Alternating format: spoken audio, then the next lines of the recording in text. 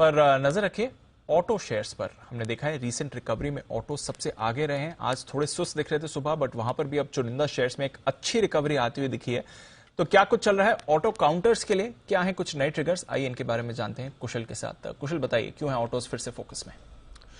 देखिए दीप, यहाँ पर जिस तरह की परेशानी लगातार सेमीकंडक्टर्स को लेकर होती हुई दिखी है, और ये आज की बात नहीं है, पिछले 18 महीनों से यहाँ पर ये पूरी की पूरी इंडस्ट्री सेमीकंडक्टर की शॉर्टेज से जूझ रही थी। पर अब कहीं ना कहीं कमेंट्री काफी सारे जो ऑटो मेकर्स हैं उनकी तरफ से आती हुई नजर आ रही है कि फाइनली अब सेमीकंडक्टर का इशू जो है वो कम होता हुआ दिख रहा है। इनफैक्ट पिछले साल के मुकाबले तो स्थिति काफी ज्यादा बेहतर होती हुई दिख रही है, ऐसा मर्सिडीज ने कहा है। इनफैक्ट आप देखिए यहाँ पर मर्सिडीज बेंज डाइमलर ट्रक्स जो दुनिया की सबसे बड़ी ट्रक कंपनी है, और साथ ही बीएमडब्ल्यू यहाँ पर अब पूरी क्षमता के साथ अपना उत्पादन कर रहे हैं। तो डेफिनेटली अगर डिमांड जो है जिस तरह का अभी सेंटिमेंट बना हुआ है और जितनी पॉजिटिविटी और जो ऑर्डर बैकलॉग्स है उसको अब ये कंप्लीट करने के लिए कहीं ना कहीं इनको जो सेमीकंडक्टर के इशू पहले हो रहे थे अब नहीं हो रहे हैं, और जो प्रोडक्शन है वो फुल स्विंग पर चल रहा है जितनी भी कंपनियां हैं।